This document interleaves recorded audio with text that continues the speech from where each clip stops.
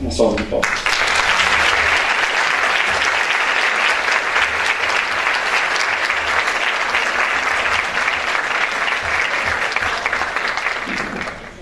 Então, uma boa noite a todos.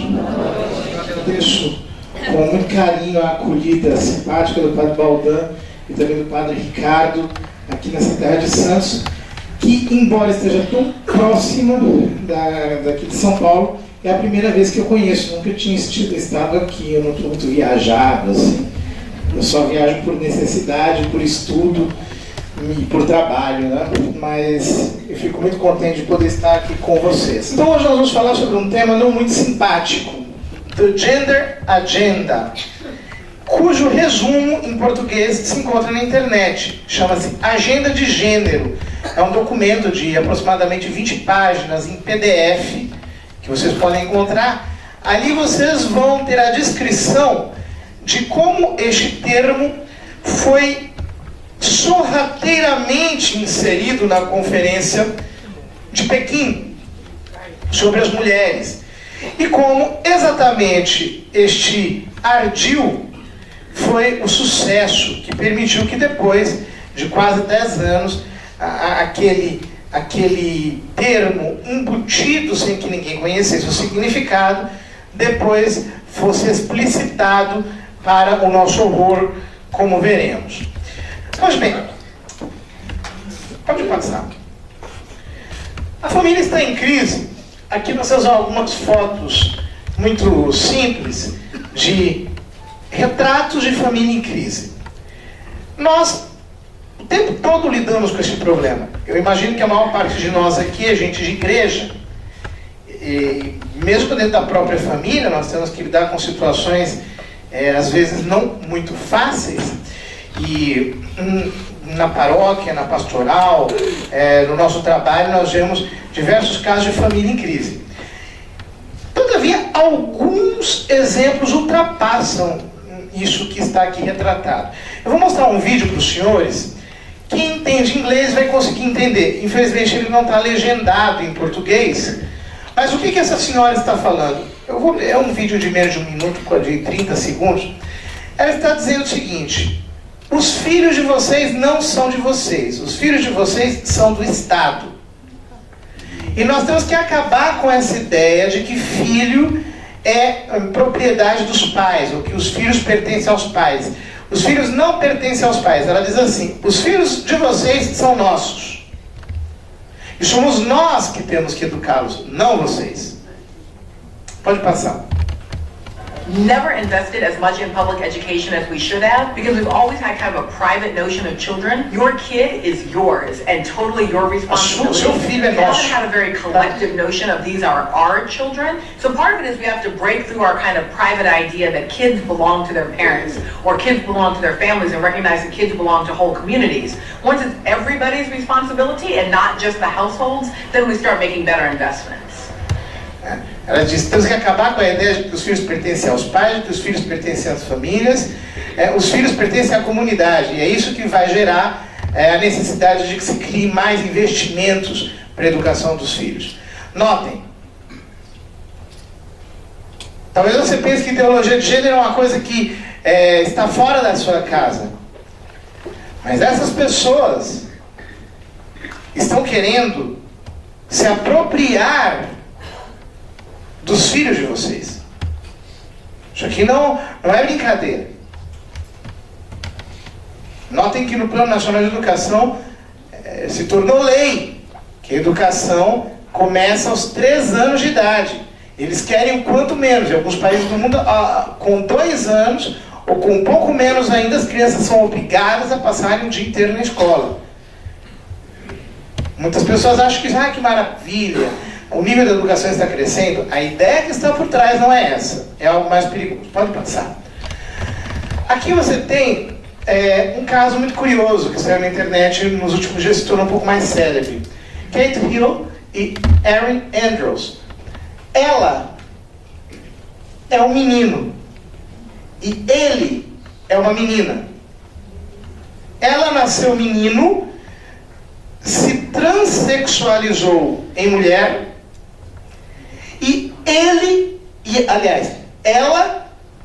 ele nasceu menina e se transexualizou em mulher. Mas eles não são homossexuais, são heterossexuais. Deu para entender? Não dá para entender. É exatamente este tipo de monstrificação que está... Pode passar, porque a próxima foto dá para ver. Isto aqui é uma mulher. Isto aqui é um homem.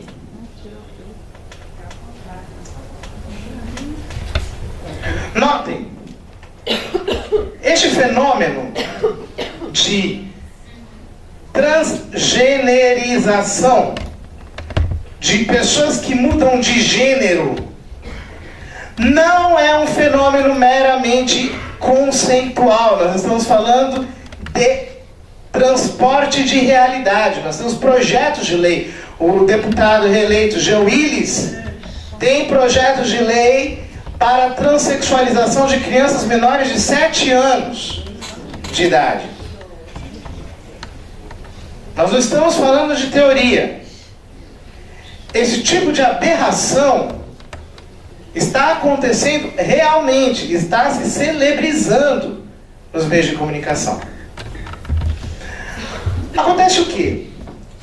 Nós precisamos fazer a pergunta, de onde essas pessoas tiraram isso? Porque vejam, a gente que é católico, a gente está um pouco viciado em pensar assim: isso são sinais dos tempos. Infelizmente os tempos são ruins assim. As pessoas falam muito isso na igreja.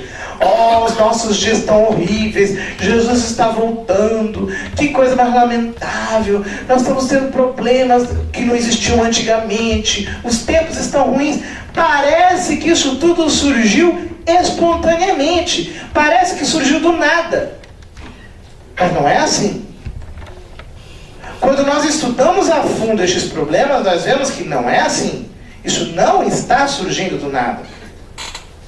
Por isso, nós precisamos sair do fenômeno e ir ao fundamento. Por quê? Quando a gente fica no fenômeno, a gente fica na choradeira. Na igreja tem 2 tipos de pessoas que analisam essas coisas e tem 2 reações diferentes. Uns, um pouco o pessoal mais da nossa linha, começa na choradeira mesmo. Que triste, que desgraça que está acontecendo. Olha lá, um absurdo, uma monstruosidade desse tipo acontecendo nos nossos dias e lá. Aí começa aquela choradeira dos tempos antigos. Antigamente é que era bom, no meu tempo de criança, papai com a viola e tocando e não sei o que e tal. E aquelas músicas chorosas e românticas do tempo que já se foi. Chorando pelo passado. E outros, mesmo dentro da igreja, que acham isso lindo, que maravilha, vamos todos lá para frente, vamos acolher isso tudo dentro da igreja, vamos fazer uma grande festa, vamos fazer a pastoral da inclusão, mas uma inclusão barata, que coloca as pessoas dentro da igreja sem aquilo que Jesus no Evangelho chama de, uma palavrinha não muito usada hoje em dia, conversão. É a turma da bagunça, que também existe e que quer enfiar tudo dentro da igreja, goela abaixo das pessoas. Agora veja bem, ambos, aqueles que se escandalizam e aqueles que acham isso lindo, estão analisando apenas o fenômeno. Estão lidando apenas com o que acontece sem irem a fundo para entenderem o problema realmente. E nós só poderemos entender o problema realmente quando nós saímos do fenômeno e vamos ao fundamento. E para irmos ao fundamento, existem diversas possibilidades. Eu começo com este senhor simpático. É o seu Carlos. Conhece o Carlos? Karl Marx. Karl Marx. Marx escreveu este livrinho aqui, sobre a origem da família, da sociedade privada, da propriedade privada e do Estado. É um livro que é assinado por Engels, como vocês podem ver lá em cima, mas em cuja apresentação, ou melhor, em cuja introdução, em cujo prefácio, as primeiras palavras de Engels são: as páginas que se seguem constituem, de certo modo, a execução de um testamento. Por quê?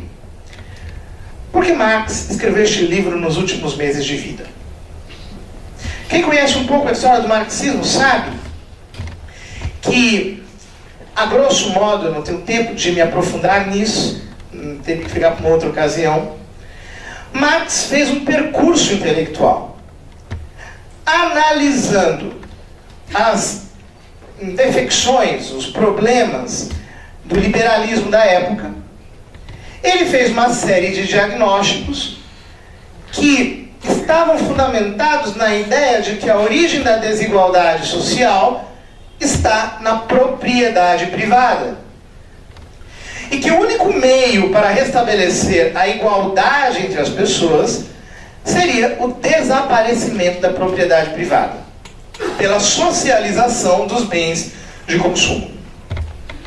Ou seja, expropriando-se os indivíduos de todos os seus bens, que seriam confiscados pela ditadura do proletariado, pelos representantes do povo, e redistribuídos de forma igualitária entre a sociedade. O Marx, porém, achava que isto aconteceria natural e espontaneamente. Ele chegou a prever para 1848 a vinda da Revolução, porque ele dizia que o número de operários estava cada vez mais crescendo e o número de empresários estava cada vez mais diminuindo, sendo que os operários estavam cada vez mais pobres e os empresários cada vez mais ricos. De tal modo que chegaria um momento inevitável no qual os operários tomariam o poder, por serem mais numerosos, e expropriariam os empresários de todas as suas propriedades, compartilhando tudo aquilo que tinham e realizando, pela ditadura do proletariado, a redistribuição de todos os bens daquela sociedade, a sociedade como um todo.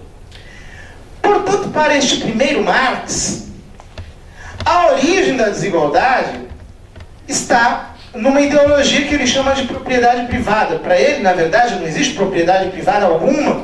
Isso é um engano. As pessoas acham que são donas de algumas coisas, mas no fundo elas não são donas de nada. A verdade, segundo ele, é que o homem vive para trabalhar. E este grande elemento de diferenciação é o que faz a especificidade da pessoa humana. Ele não é diferente dos animais por ter racionalidade. Ele é diferente dos animais porque ele constrói os seus meios de subsistência e estes simplesmente subsistem com o seu próprio corpo e vão se alimentando do que tem em sua volta. O homem não, ele fabrica os seus meios de existência. A antropologia do Marx termina aqui. A diferença básica entre o homem e o animal é essa. O que passa disso é ideologia. O trabalho é uma ideologia, a divisão de trabalho é uma ideologia, achar que existe trabalho intelectual é outra ideologia, o Estado é uma ideologia, a família é uma ideologia, tudo é uma ideologia, tudo é enganação, tudo no fundo existe apenas para sustentar a ideia original de que eu tenho alguma coisa, de que eu possuo alguma coisa. Pois bem, mas é chegando ao fim da vida que o Marx fez um, entre aspas, progresso, lendo um livro de um antropólogo inglês chamado Morgan. Eu não tenho tempo de explicar aqui este livro, no qual o Morgan apresenta uma teoria sobre a origem da família que ele assume e desenvolve. Segundo Marx, no início, a humanidade era constituída por hordas de hominídeos, de seres humanos primitivos. Estas hordas eram totalmente não estratificadas, ou seja, não havia família. Nestas hordas humanas primitivas, todos se relacionavam com todos, havia total liberdade sexual e, portanto, ninguém era de ninguém. Todos os machos cruzavam com todas as fêmeas e, portanto, os filhos decorrentes destas relações não eram conhecidos por seus pais. Ninguém sabia quem era o seu pai. Sabiam quem era sua mãe, Mas pela ausência de força física da mulher, ele diz que essa sociedade de tom mais matriarcal, no fundo, não se impunha como uma estrutura rígida, porque a mulher não tinha força física. E, portanto, os filhos tinham uma relação afetiva, mas não de dependência. Todavia, continua Marx, num determinado momento da história, por causa da força física, os homens subjugaram as mulheres, exigindo delas fidelidade a si. A partir deste momento, a mulher passou a ser propriedade do homem e os filhos dela decorrentes passaram a ser também propriedade sua.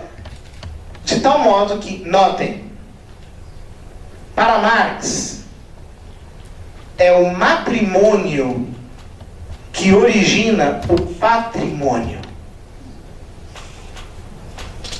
Em outras palavras,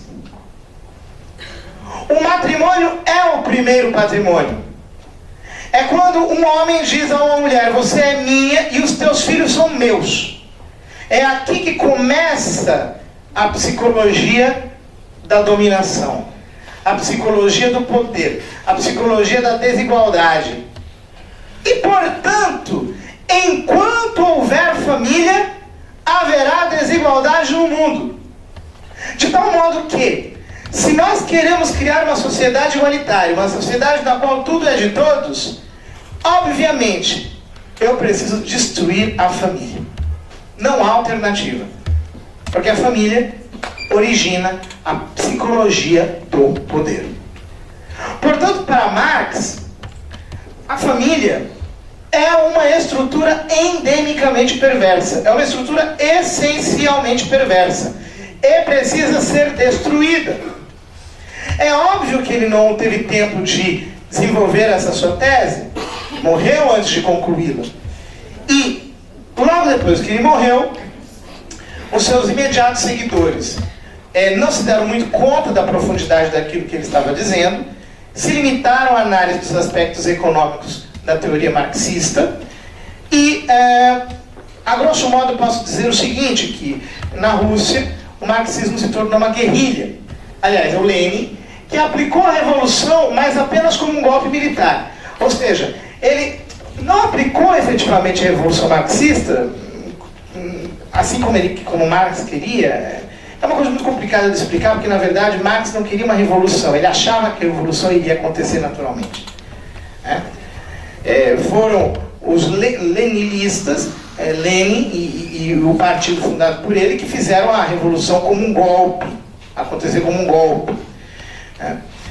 E, portanto, aplicou apenas os princípios econômicos e políticos queridos pelo Marx, mas a forceps, sem ter tido tempo de uma revolução em níveis mais profundos.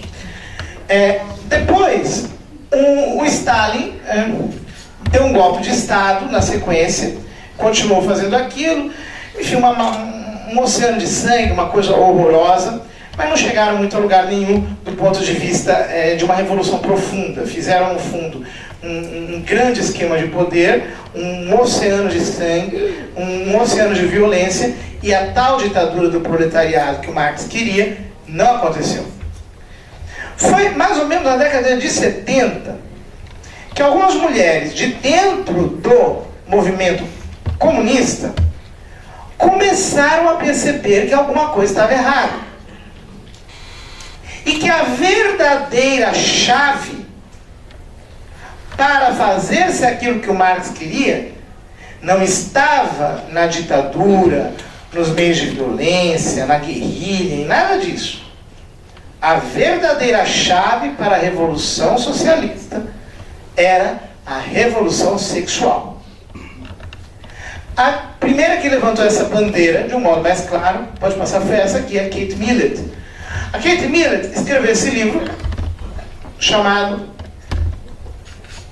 Sexual Politics, Política Sexual. É a tese de doutorado dela. É um livro com um certo grau de dificuldade, mas que não é um estudo, eu diria, muitíssimo profundo. É um manifesto. ela faz uma análise das teses do Marx, mostra que aquilo seria necessário, que a verdadeira revolução é a revolução sexual, que é aquilo que tinha que ser feito, mas não passa muito além disso. Fica na linha do manifesto.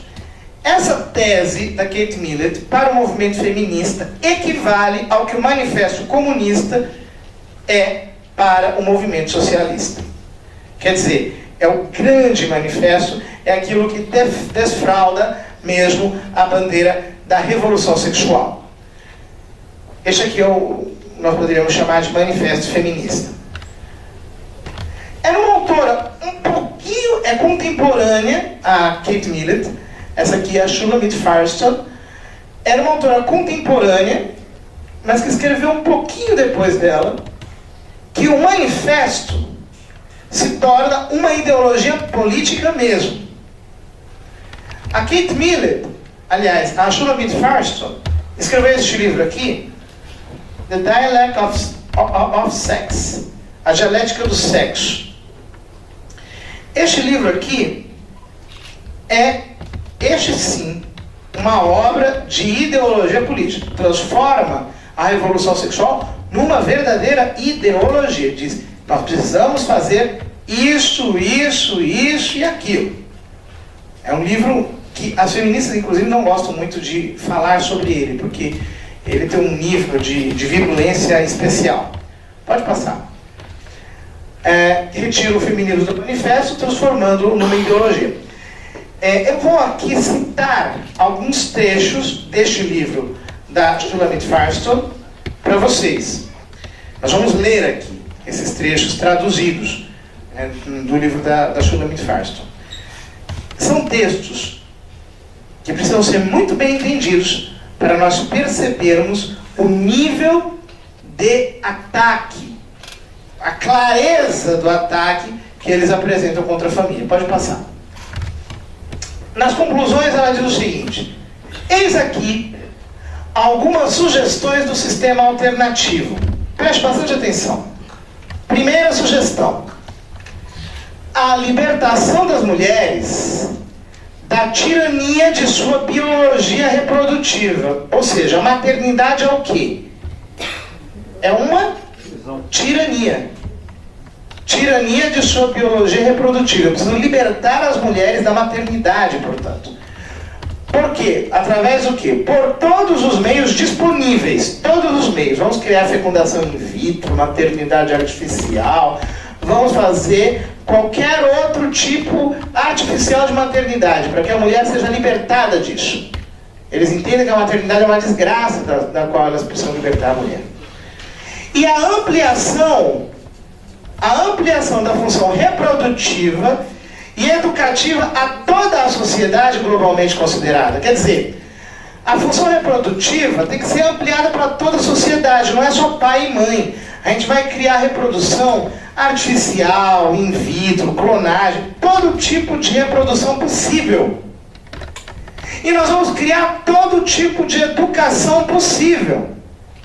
Não são os pais que geraram os filhos aqueles que os educarão. Nós vamos ampliar isso. Mas ela continua. Estamos falando de uma mudança radical. Libertar as mulheres de sua biologia significa ameaçar a família, que é a unidade social organizada em torno da reprodução biológica e da sujeição das mulheres ao seu destino biológico. Então está claro o objetivo: ameaçar a família. Para isso, nós vamos ampliar a maternidade, nós vamos ampliar a educação. Número 2. A total autodeterminação, incluindo a independência econômica, tanto das mulheres quanto das crianças. Quer dizer, nós vamos dar dinheiro para as mulheres e vamos dar dinheiro para as crianças. É por isso que precisamos falar de um socialismo feminista. Você tem que dar bolsa para as famílias, você tem que dar dinheiro para as famílias, para que ninguém dependa de ninguém, para que todo mundo seja avulso. Vocês estão entendendo? É um modo pelo qual você começa a criar, entre aspas, emancipação dos papéis familiares. Nada disso é ingênuo. Tudo parece muito ingênuo, mas não tem nada de ingênuo. Com isso, atacamos a família em uma frente dupla, contestando aquilo em torno de que ela está organizada. A reprodução das espécies pelas mulheres, quer dizer, a maternidade, e a sua consequência, a dependência física das mulheres e das crianças, que são sustentadas pelo pai. Eliminar essas condições já seria suficiente para destruir a família. Vou repetir. Eliminar estas condições já seria suficiente para destruir a família, que produz a psicologia do poder. Contudo, nós a destruiremos ainda mais. Tá claro? Vocês estão conseguindo acompanhar? É chumbo grosso, mas vai piorar. Passa. Número 3. A total integração das mulheres e das crianças em todos os níveis da sociedade. Quer dizer, vamos integrar mulheres e crianças em todos os níveis da sociedade. Todas aquelas instituições que segregam os sexos ou separam as crianças da sociedade adulta, por exemplo, a escola elementar, devem ser destruídas. Abaixo a escola. Notem, o que ela está falando aqui é o seguinte: nós precisamos misturar mulheres e homens e crianças e adultos. Tem que acabar com essa separação. E para isso nós vamos destruir a escola. Quando ela diz destruir a escola, abaixo a escola, ela não está falando de você chegar com uma marreta e destruir a escola. Ela está dizendo que a escola precisa ser um lugar onde tudo está misturado. Na década de 60, 70, o que era uma escola elementar? A escola elementar era um ambiente onde meninas estavam de um lado, meninos estavam do outro, onde você tinha primário, depois você tinha o ginásio, depois você tinha o colegial, cada nível, inclusive em escolas diferentes ou em horários diferentes, você tem tudo muito segregado para não misturar as crianças com os adultos, para você não causar confusão entre as idades. Como é que é a escola hoje? É tudo mais misturado impossível, né? O professor hoje ele tem que ser assim, tem que ter vocação para Indiana Jones, para Rambo, para super-herói, porque ele sabe como ele chega, mas ele não sabe como ele sai. Ele pode sair de qualquer jeito. Em alguns lugares ele pode até não sair vivo. Ele pode ser agredido, com o apoio dos pais, inclusive. Coisa que naqueles tempos era impossível de acontecer. Eu me lembro muito bem que os pais chegavam para os professores e diziam: olha, aqui dentro a senhora só não mate. O resto a senhora pode fazer o que a senhora quiser. É para bater, puxar a orelha, castigar, botar ajoelhado no milho, palmatória. Faço, não mate. Só não mate. Hoje é o contrário. É o perfeito contrário. Nota, isso aqui parece uma coisa tão bobinha, né? Eu vou fazer um parênteses para vocês. Platão, na República, ele não era padre da igreja, ele não era bispo, ele não era nenhum santo cristão, era um pagão, um filósofo pagão. O que ele diz para as mães? Ele diz o seguinte: mães, não permitam que se conte aos seus filhos nem sequer fábulas cujo conteúdo as senhoras não conheçam. Porque até a formação do seu caráter, uma criança, diz Platão, não poderia sequer saber da existência do mal. Olha o rigor que Platão dava para a educação infantil. Você precisa segregar a criança da sociedade. Por quê? Porque a sociedade é um lugar das contradições. E uma criança não tem capacidade de assimilar as contradições da sociedade. Ela precisa formar a sua inteligência num nível de saneamento de interferências para que ela não seja confrontada com as contradições, posta em perplexidade. Quer dizer, uma criança que cresce num ambiente saneado, que não assiste televisão, rádio, que não tem um monte de gente falando coisas contraditórias para ela, terá um caráter mais sólido, terá uma consciência mais clara, a sua inteligência será mais funcional, ela compreenderá melhor as coisas, ela não será submetida a uma série de distrações. veja bem, você pega uma criancinha, coloca na escola.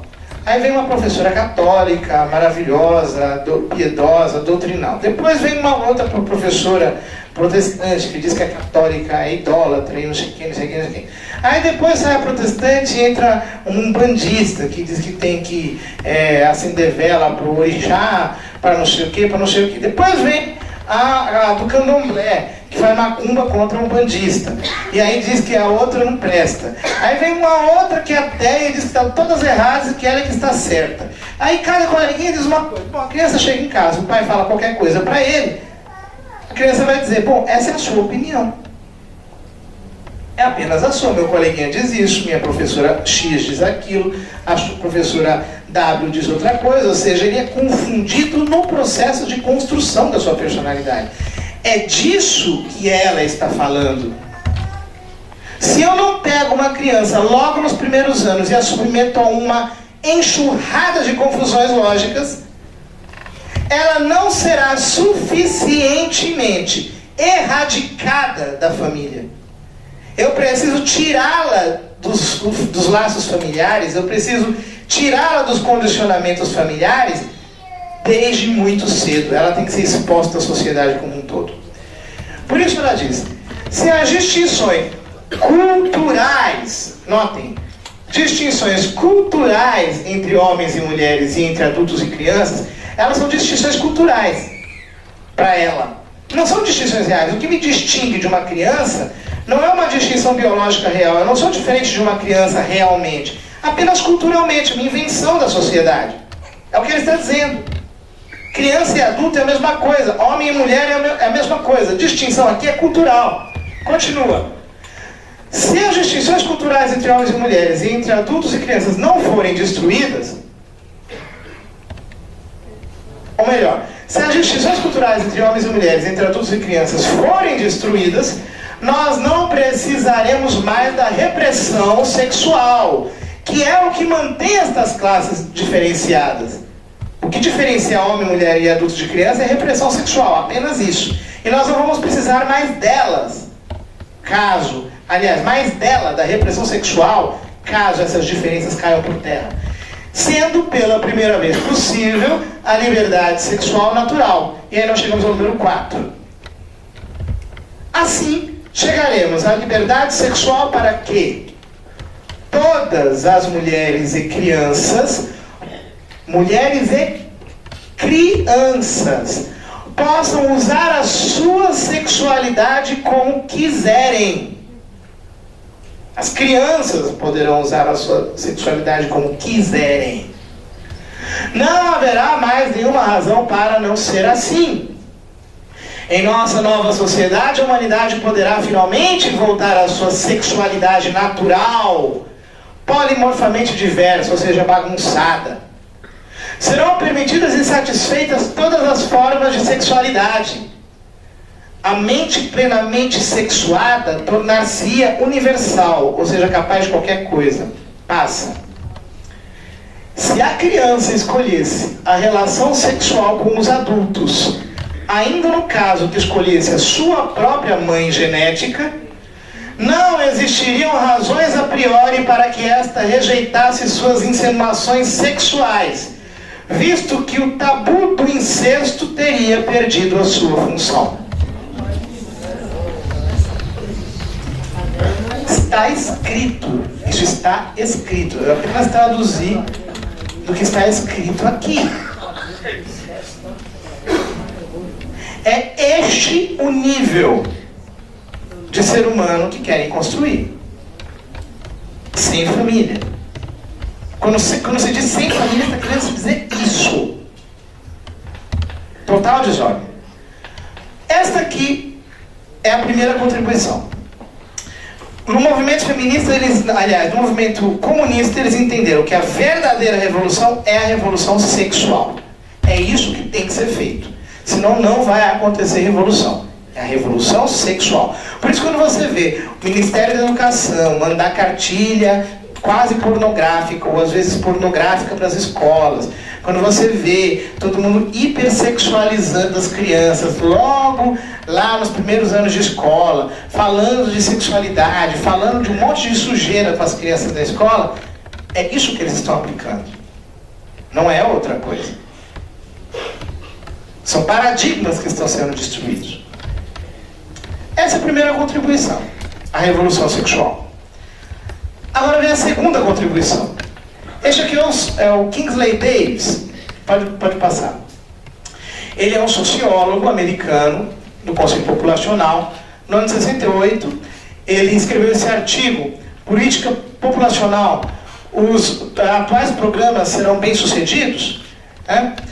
No qual ele mudou, digamos, as estratégias da política populacional, do controle populacional. Eles queriam reduzir o crescimento populacional para que houvesse um crescimento populacional zero. E aí começaram a criar clínica de aborto, de esterilização, distribuir pílula para todo mundo. Então ele disse, olha, nesse artigo, os senhores estão totalmente enganados. Se os senhores forem nessa linha, vocês não vão conseguir mudar a sociedade. A sociedade só se muda de um jeito, você tem que mexer na estrutura dela. E como é que você mexe na estrutura da sociedade? Você mexe na estrutura da sociedade através dos usos, dos costumes e das leis, que na verdade são cristalizações dos usos e dos costumes.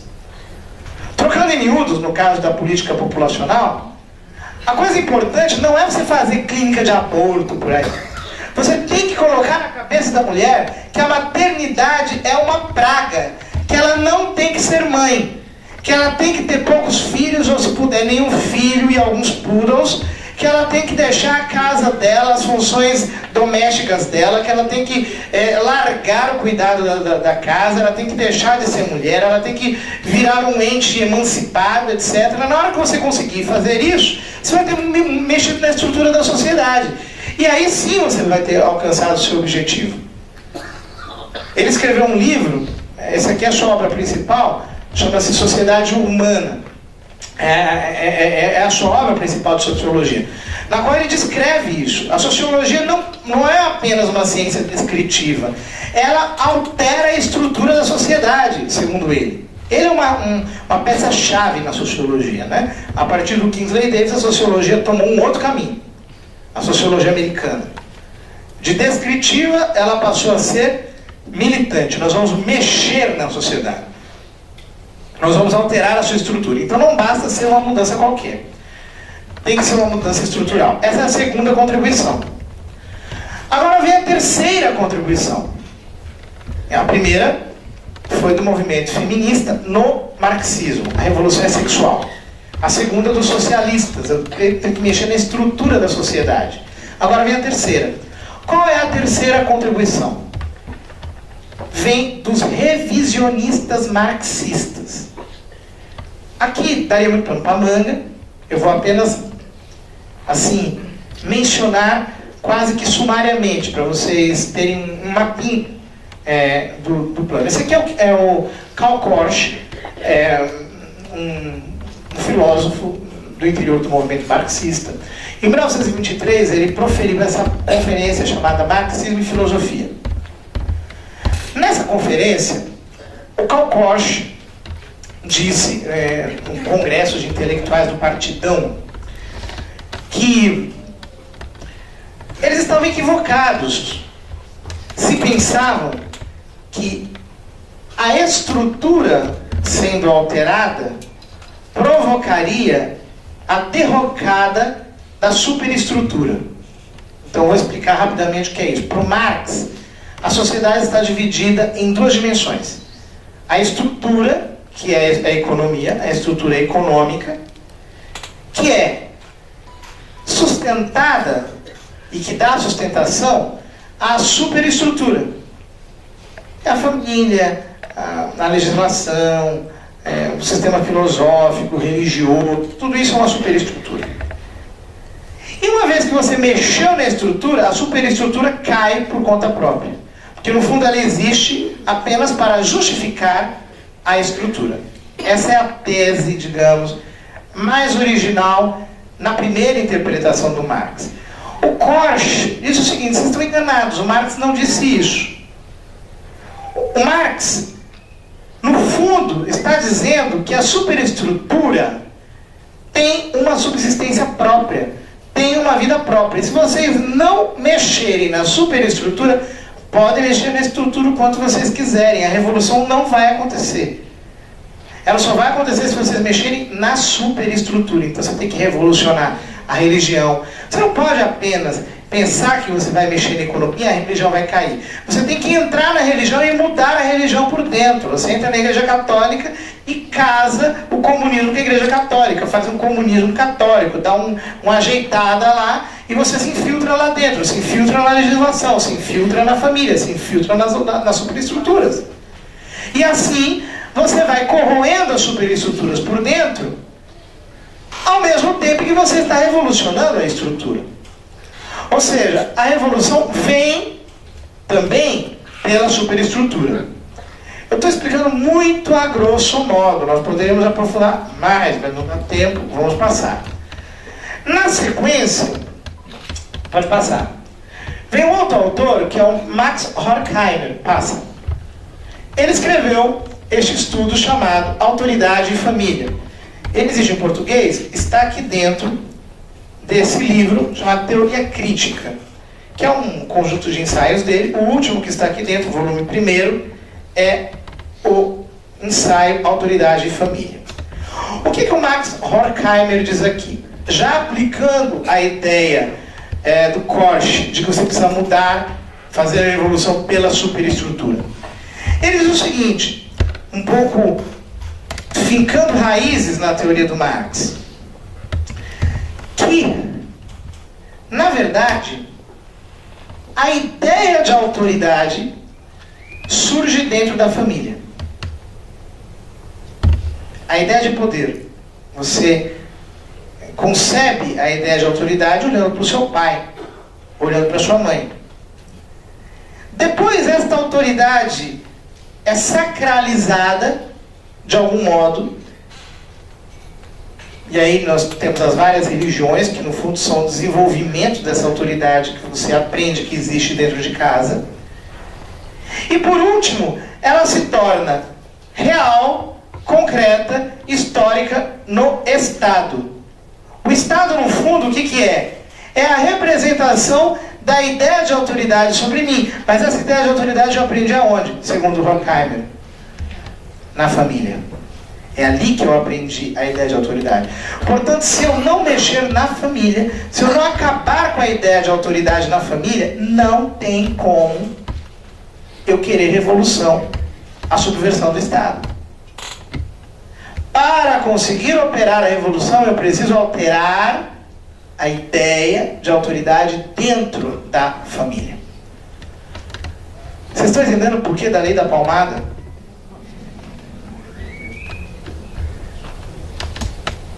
Como é que você mexe com a autoridade dentro de casa? Por que o Estado tem respaldado tanto o ataque à autoridade dos pais? Obviamente isso não justifica certos abusos e agressões que existem. A afirmação de uma coisa não é a negação de outra, e a negação de uma coisa não é a afirmação de outra. Está tudo muito bem respaldado teoricamente, senhores. Nada disso é ingênuo. Há muito estudo por trás disso tudo. Na sequência, Max Horkheimer afirma que a família gera a ideia de autoridade que se consolida nas instituições. Pode passar. Esse aqui é o Lee Althusser. Pode passar? Ele escreveu este ensaio chamado Aparelhos Ideológicos do Estado, no qual ele mapeia a superestrutura. Ele mostra o que é a superestrutura. Então ele vai dizendo que existem aparelhos repressivos do Estado.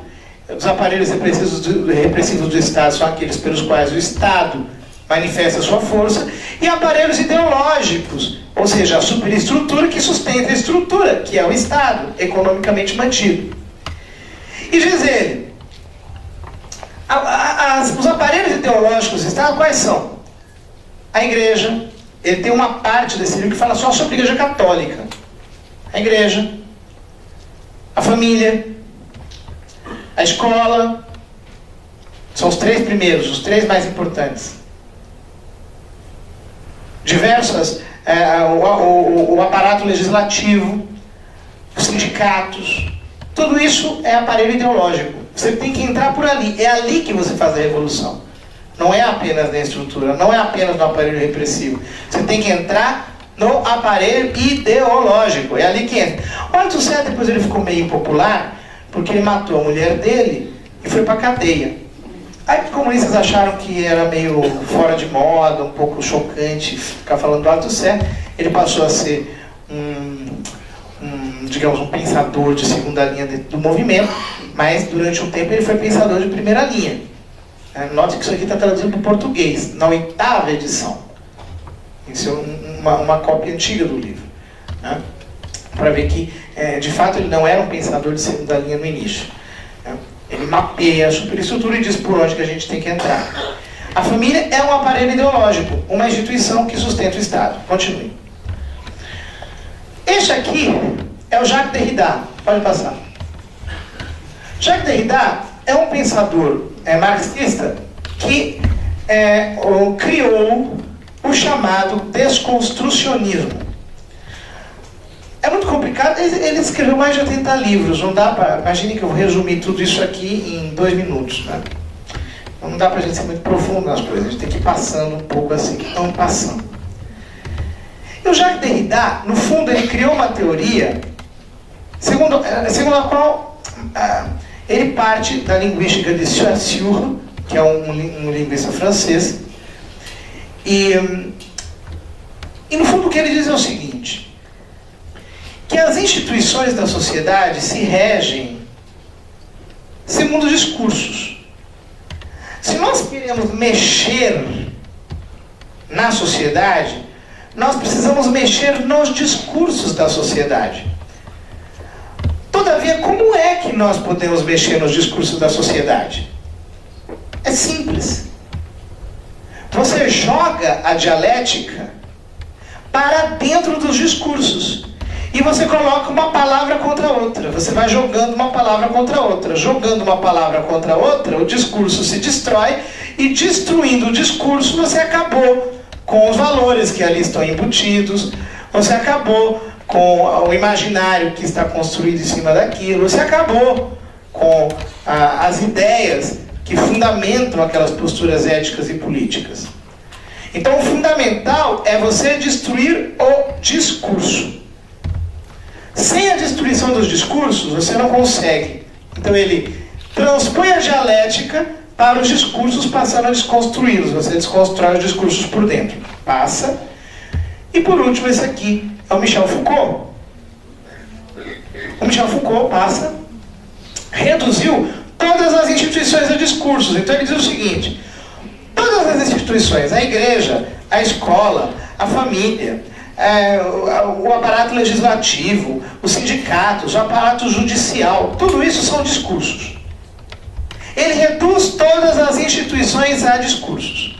Portanto, refazendo o caminho lógico dessa terceira contribuição, se todas as instituições são discursos, se os discursos podem ser desconstruídos, aliás, ele diz que as instituições são discursos porque ele já parte da ideia de que os discursos podem ser desconstruídos jogando-se a dialética para dentro deles, segundo disse o Derrida. Então aqui é uma ordem lógica.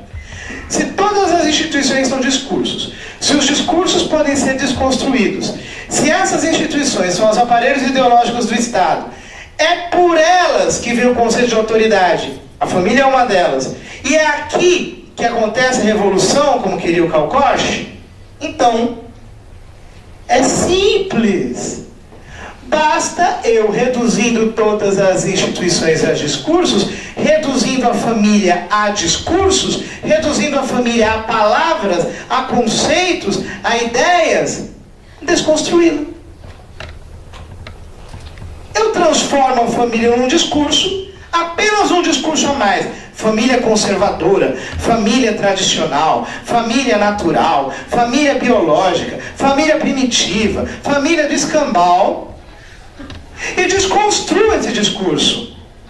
Eu catalogo a família dentro de uma categoria e a desconstruo. É fácil. Portanto, o revisionismo marxista chegou à conclusão de que a revolução tem que ser verbal, tem que ser pelas palavras. É pela força das palavras. Continua. E então aparece a quarta contribuição. Este senhor é o Dr. John Money. Dr. John Money foi o inventor do termo gênero. Ele que criou essa terminologia gênero. Passa. Sexólogo de formação. Ele fez a famosa experiência de mudança de sexo no menino Brian, que passou a se chamar Brenda. Este aqui é o Brian. Esse menino aqui. Pode passar. Vamos ouvir um pouquinho a história do menino Brian. Brenda. Então, volta. Eu pensava que eu tinha colocado aqui. Brian é o seguinte, ele nasceu, ele era gêmeo univitelino, portanto tinha um outro irmãozinho, sexo masculino também. Só que quando eles foram circuncidar o Brian, usaram uma agulha de eletrocauterização e queimaram, destruindo todo o pênis dele. Foi destruído. Então os pais ficaram em pânico. E fizeram o quê? Foram até o Dr. John Money para solucionar o problema. Tentar reconstruir. Era muito difícil reconstruir, uma reconstrução peniana nele. Então o que o Dr. John Money propôs? Ele disse que é simples. Não existe esse negócio de identidade sexual. O que existe é identidade de gênero. Você nasce com sexo. Só que acontece o seguinte, depois você vai construindo a sua identidade de gênero. Era independente do corpo com o qual você nasce. E aí, é simples, a gente faz uma mudança de sexo no Brian, coloca nele o nome de Brenda, coloca o nome de Brenda, e ele vai pensar que é menina. Não vai nem imaginar que é um menino. Só que aconteceu o quê?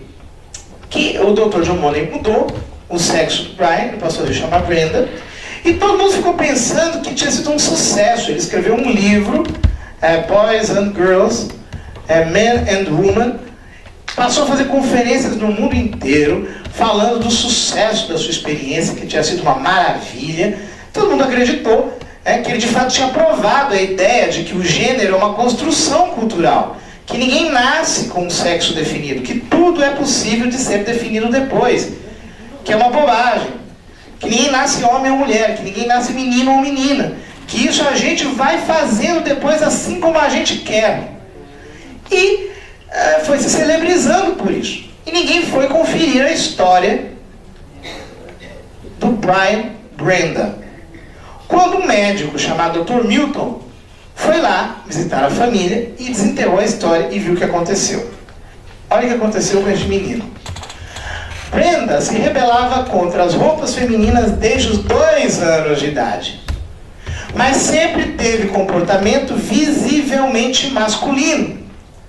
A mãe tentou suicidar-se várias vezes. Tornou-se depressiva e morreu. O pai contou-lhe toda a verdade aos 14 anos de idade. E depois de inúmeras cirurgias, ele reverteu a situação, passou a viver como homem, trocou o nome para David e se casou. Brian tentou suicidar-se aos 20 anos. Teve uma depressão incurável. Foi abandonado pela mulher, seu pai tornou-se alcoólatra, seu irmão um drogado que terminou por se matar, e ele, por fim, aos 38 anos, em 2003, matou-se com um tiro no peito. Essa foi a linda história do Brian. A história, digamos, fundante da categoria de gênero. Aqui eu resumi muito, mas tem mais coisas. Ele vai contando os detalhes. Na verdade, o irmão se tornou um drogado porque ele viu o irmão dele daquele jeito, achava que era culpa dele, o sofrimento todo, que ele era normal, o irmão não era, e tal. E a mulher dele amava o Brian, que depois passou a chamar David, mas ela não aguentou levar aquela depressão adiante, foi embora. Aí, enfim, a história é dramaticíssima. Aqui está reduzida porque a gente não pode contar todos os detalhes. É um filme de terror, não é um filme de drama, é um filme de terror. Essa aqui é, digamos, a fundação do conceito de gênero. Portanto, recapitulando, são 4 contribuições, pode passar. A primeira, das feministas, que descobriram o que fazer. O que fazer é a revolução sexual. É isso que tem que ser feito. Elas descobriram o que fazer. A revolução sexual. 2, os sociólogos, que descobriram qual a profundidade da mudança. Precisa ser na estrutura da sociedade, não pode ser uma mudança epidérmica, superficial, tem que ser profunda na estrutura. 3, os marxistas, que descobriram como fazer. Pelas palavras, você tem que desconstruir os discursos. E por último, o Dr. Money, que deu um instrumento para se fazer tudo isso. O conceito de gênero. Está claro esse mapa para vocês? Simplificando ao máximo possível o osso, o nervo da coisa. São essas 4 contribuições que possibilitaram o surgimento disso tudo. Passa. Faltava, porém, quem juntasse estes 4 elementos. Mas essa pessoa apareceu. Quem é? Essa senhora. Judith Butler. É uma mulher, tá? Judith Butler. Ela escreveu este livro, Gender Trouble, Gênero em Disputa. Pode passar. Este livro aqui é um livro no qual ela apresenta a teoria de gênero. Ela junta, esse livro é muito difícil de ler, tá? É complicadíssimo.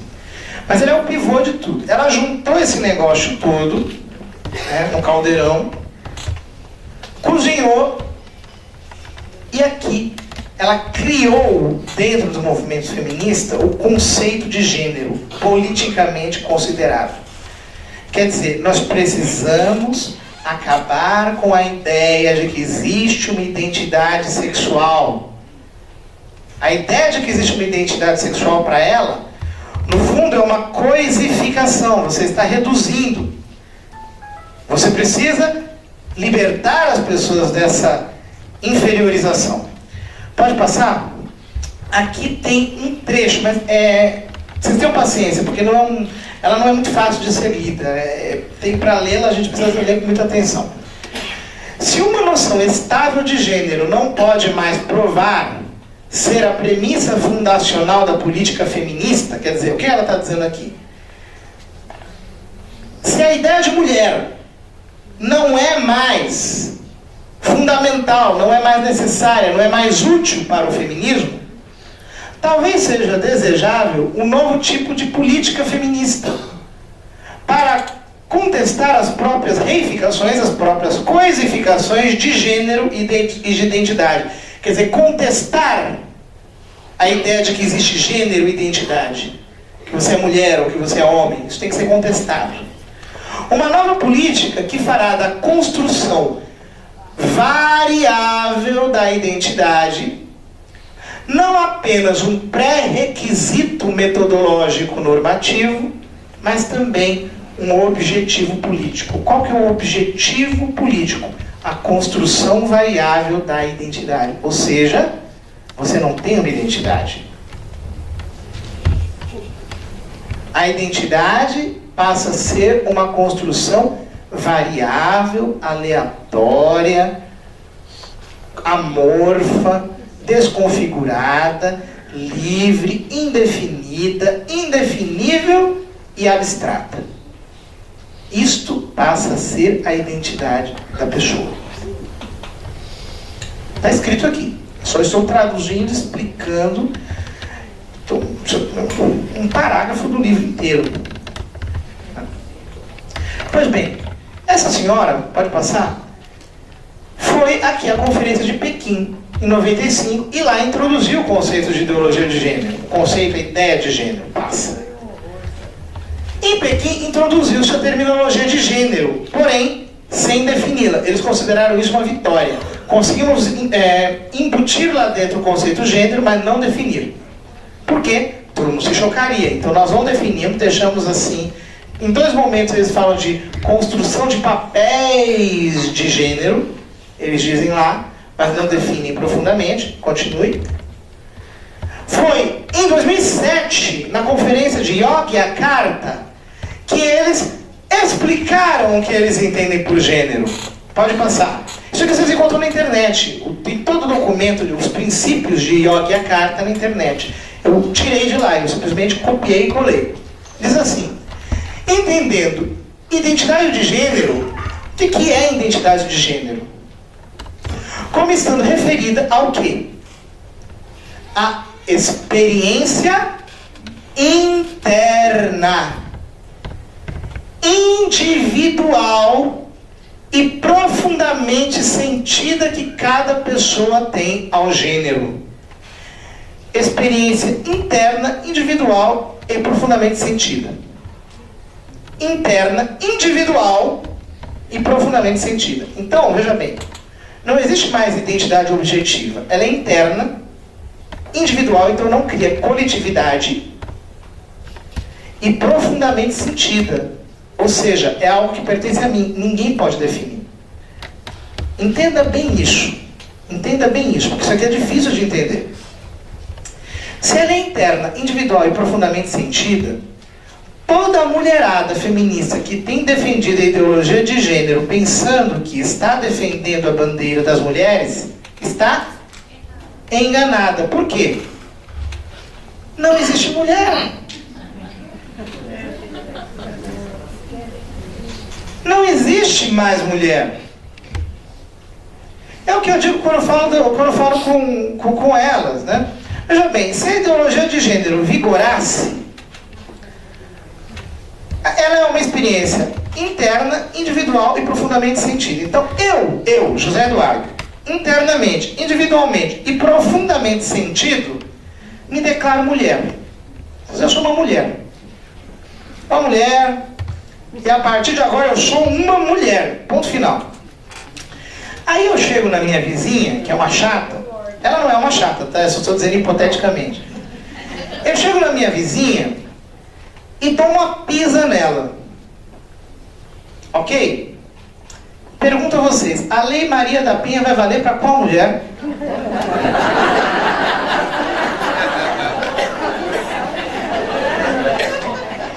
Para nenhuma das duas.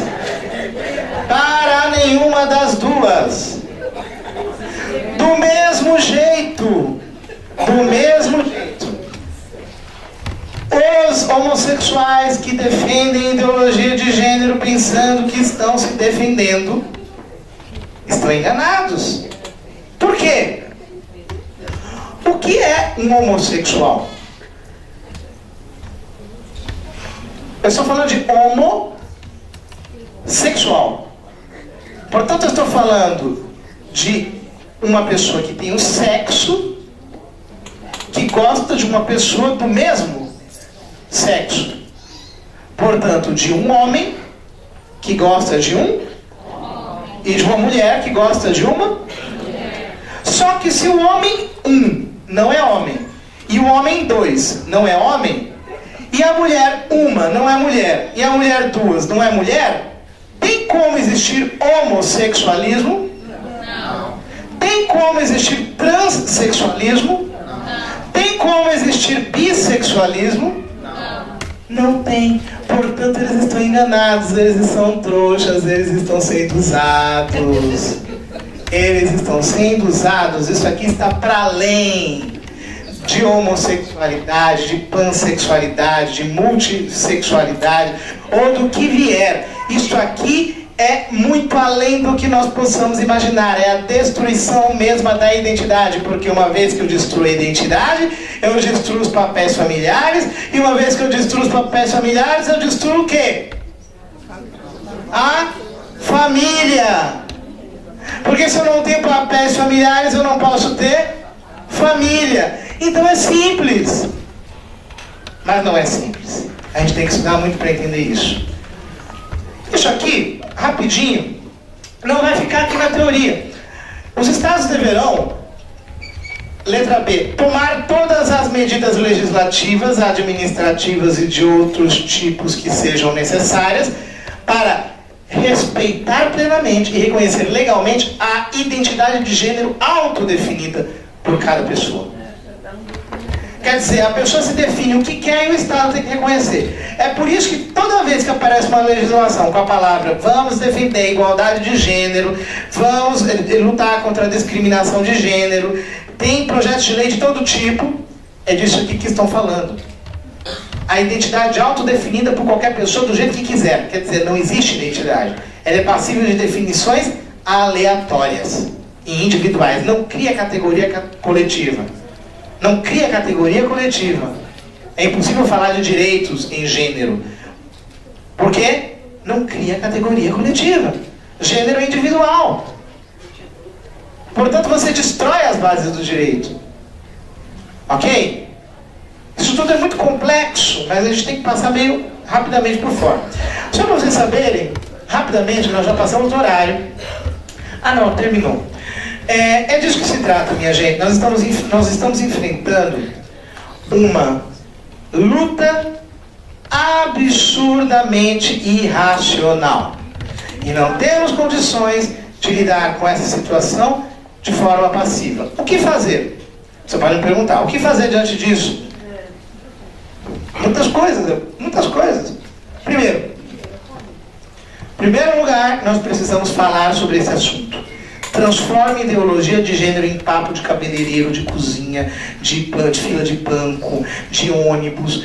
Transforme isso aqui em conversa popular, ligue para os seus parentes do norte, fale com as pessoas que você conhece, mande e-mail. Isso aqui tem que sair do campo do esoterismo. Isso tem que vir para a luz do dia. As pessoas estão sabendo do que se trata.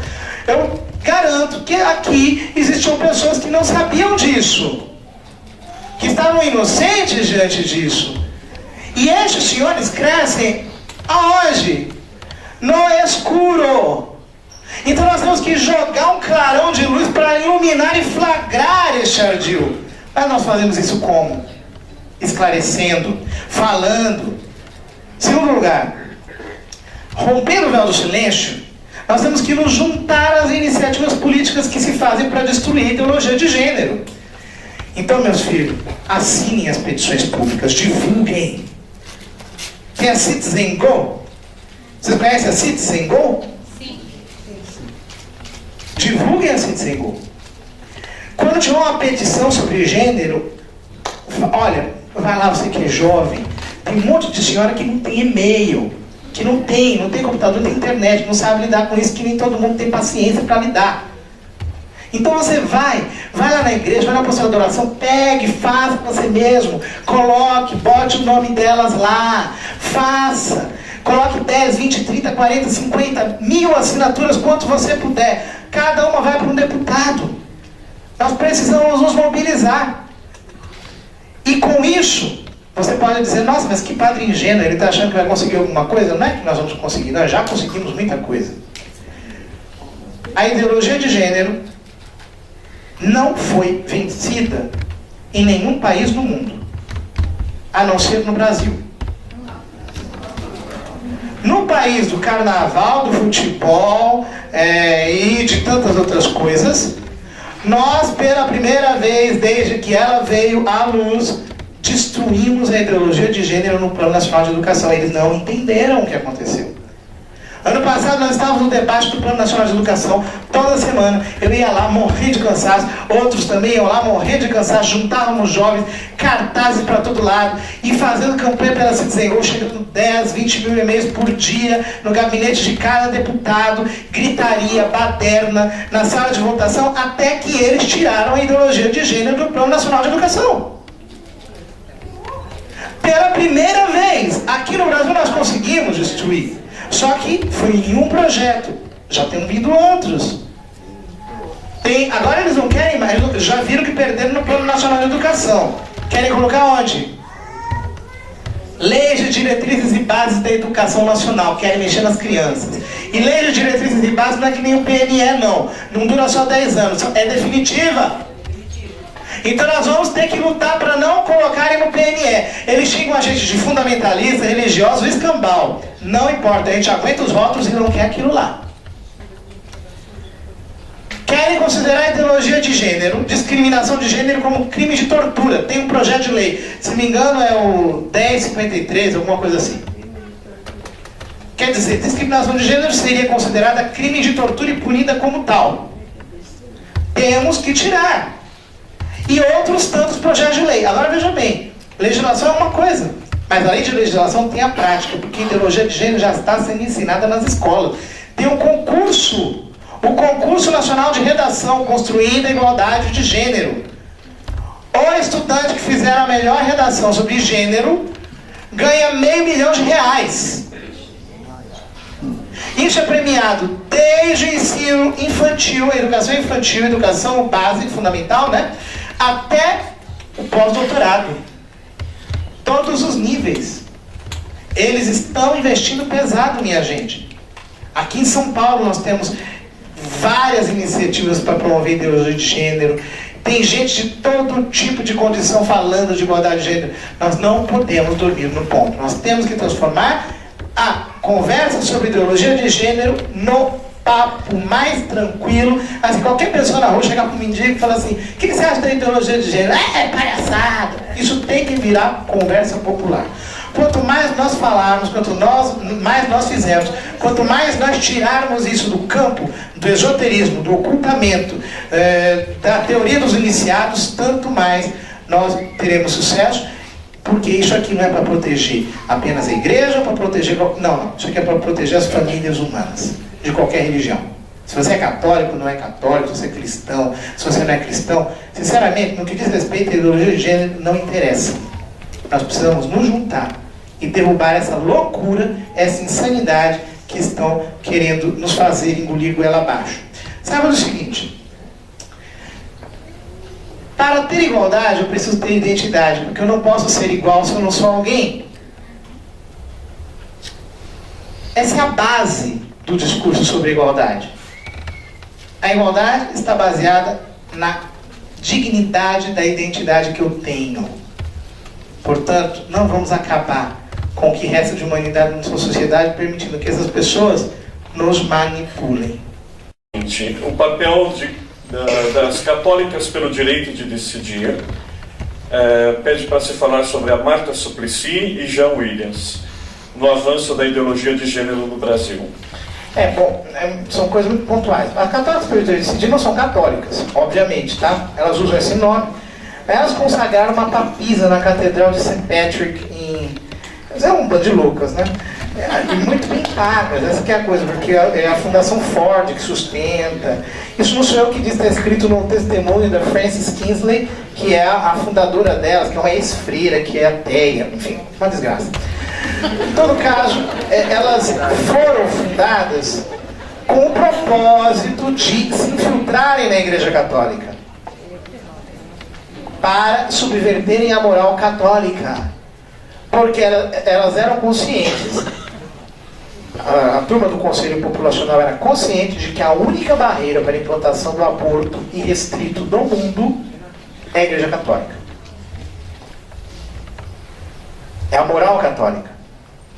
A moral católica está muito bem construída argumentativamente. Então não tem como você furar o bloqueio, não tem jeito.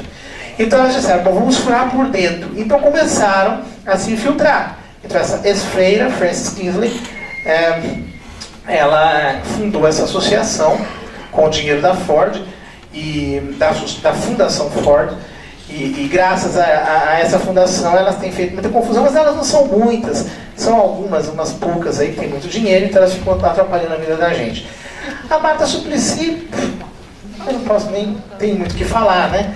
E o Jean Willis, bem, não muito, são duas pessoas muito bem conhecidas, são inimigos da família,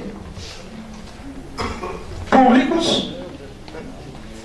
Enfim, o que nós temos que fazer é conhecer o que eles pensam e falar para as pessoas. Né? A próxima pergunta é no campo jurídico. Certo. Se seríamos todos iguais e sexualmente indefinidos, a identidade sexual não seria mais física. Juridicamente acabaria o conceito homem e mulher? Claro, é isso que a ideologia de gênero, o que é? Resumindo em uma frase, é o esvaziamento do conceito jurídico de homem e mulher.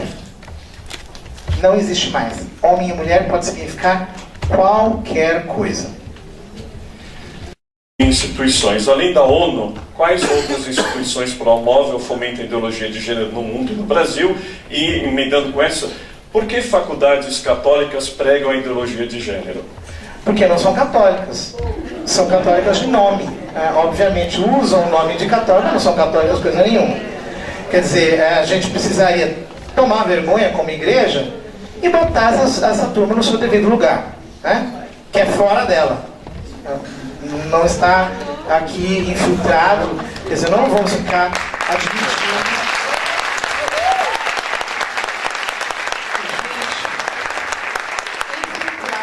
Igreja, seja quem for, não admite uma coisa dessa. Né?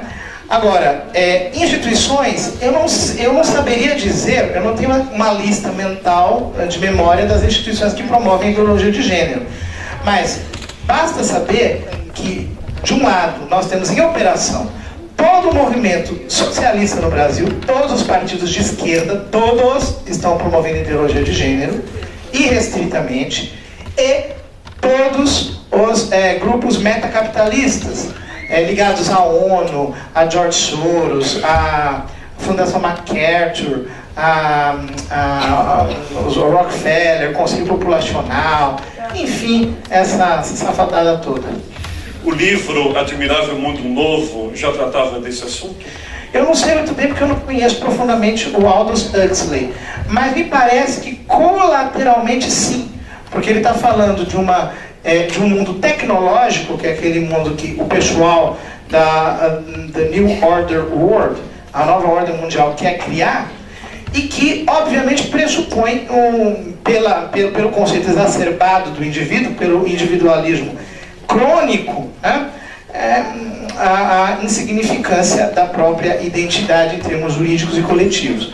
Mas eu não seria honesto se eu dissesse para vocês categoricamente isso, precisaria ler com mais atenção o livro do Aldous Huxley. A última pergunta: o que podemos fazer na prática para evitar que nossos filhos sejam influenciados pela ideologia de gênero? Então, pergunta de pais e avós. Eu acho que tem um caminho. Eu acho que é um caminho simples. Veja bem. Eu sou professor. Sou professor de faculdade de teologia. Não é muito diferente de escola pública, tá? Me perdoem os alunos de teologia.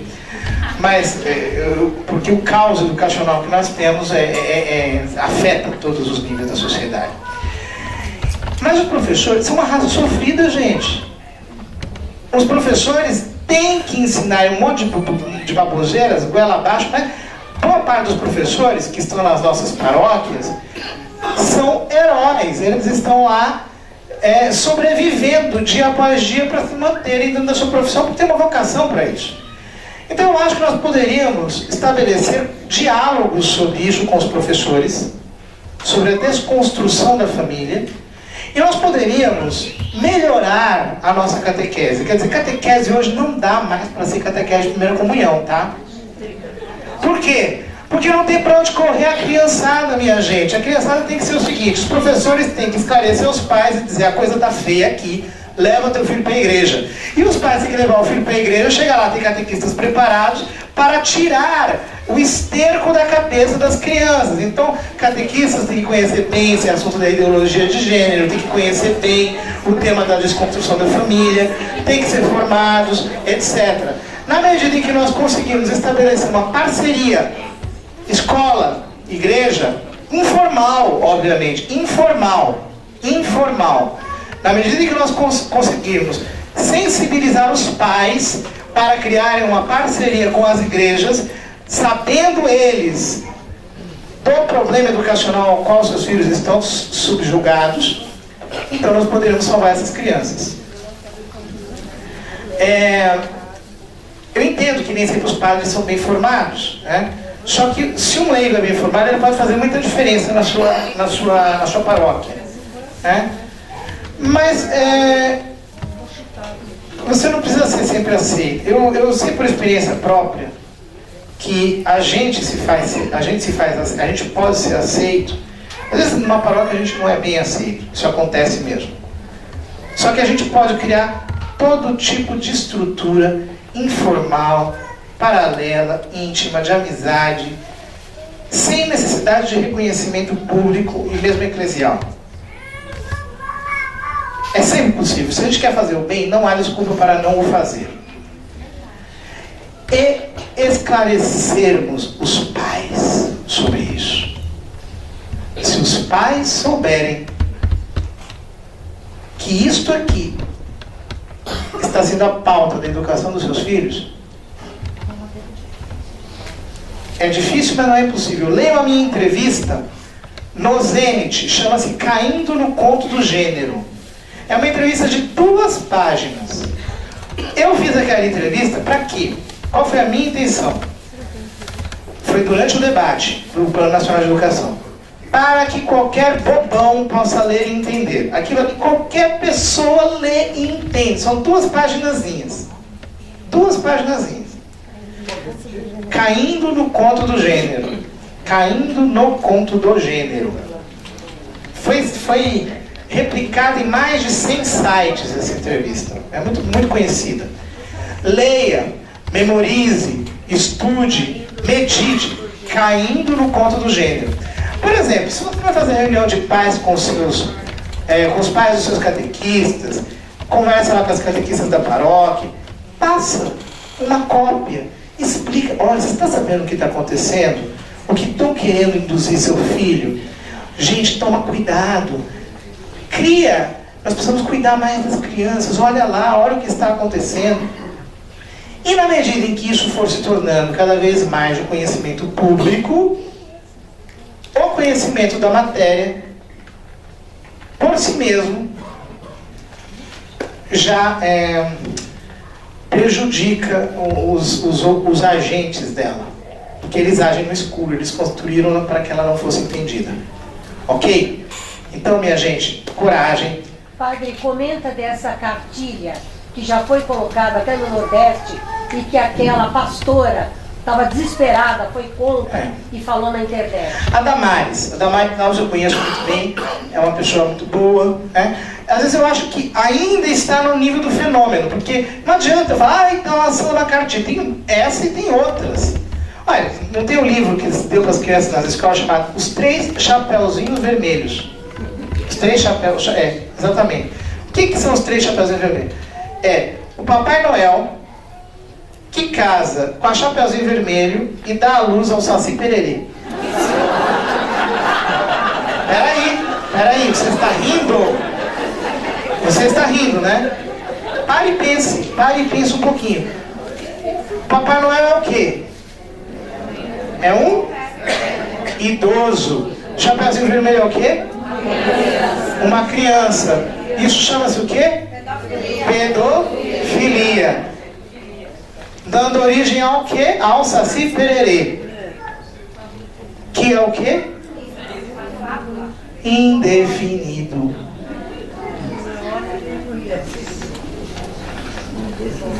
Está tudo aí. Então esse tipo de coisa está sendo dado aí para as crianças à torta e à direito. Nós precisamos falar disso com os pais. Existem livros, entre aspas, didáticos, que diz o seguinte: faça essa brincadeira. Ave Maria mesmo, irmão. Diz assim: faça essa brincadeira longe de seus pais. Aí fala lá pro menino, pra menina, mostra o pipi um do outro, e tal, e toca, e pega, e não sei o que, não sei o que. Tem isso, minha gente, isso está acontecendo. E os pais não estão sabendo. Então nós precisamos falar para os pais. E talvez na hora que nós, igreja, conversarmos com os pais sobre isso, eles vão nos levar mais a sério e vão entender que ou eles fazem uma parceria séria de educação com a igreja, ou se não, nós vamos perder as nossas famílias. Eu agradeço pela atenção de vocês, desculpa pelo falatório.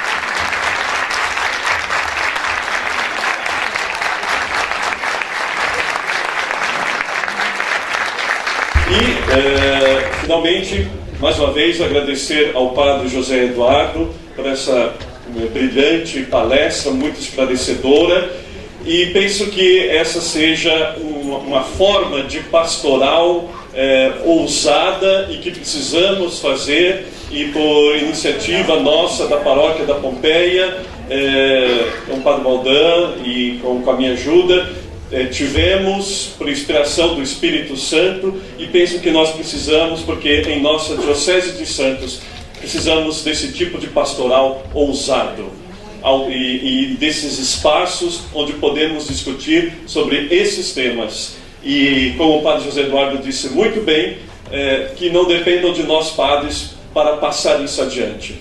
Leigos bem formados podem ter uma atuação dentro da igreja e, sobretudo, fora dela como igreja. Então,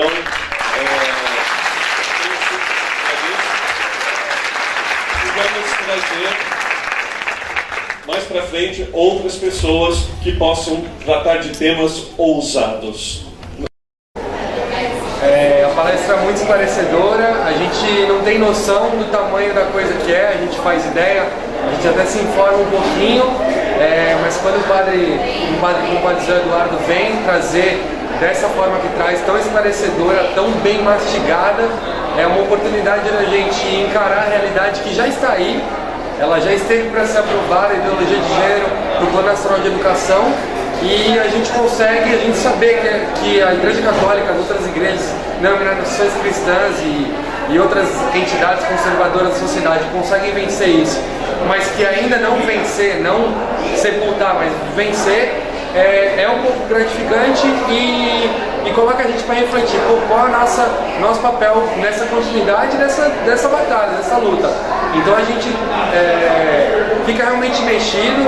Eu consegui trazer minha família toda, eu consegui trazer amigos, espero que eu tenha conseguido mais soldados aí para esse exército de Cristo, porque com certeza a gente cristão, a gente católico sabe mais do que nunca que a gente tem que manter essa chama, isso que a gente tem no cristão, e mais do que tudo cidadãos e pessoas que defendem a família, pessoas que defendem a tradição e tudo aquilo que a gente aprende de bom.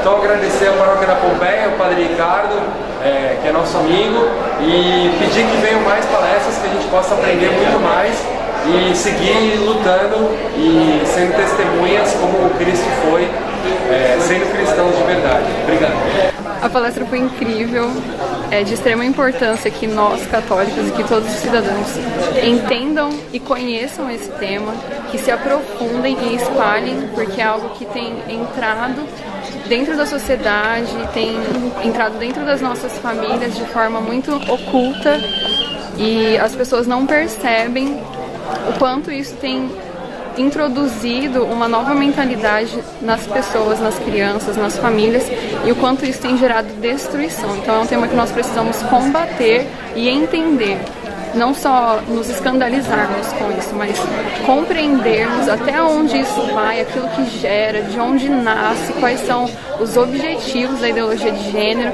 e não nos calarmos diante disso. Nós temos que nos levantar, porque como o Padre José Eduardo disse, o Brasil foi o único país que conseguiu derrubar a ideologia de gênero. Então muitas coisas ainda estão por vir, e nós precisamos compreender e combater de forma intelectual, dentro das paróquias, dentro dos nossos grupos de oração, e levar esse tema para que todas as pessoas conheçam e possam ajudar no combate à ideologia de gênero e tantas outras coisas que eles têm feito com que todos nós engolamos a goela abaixo.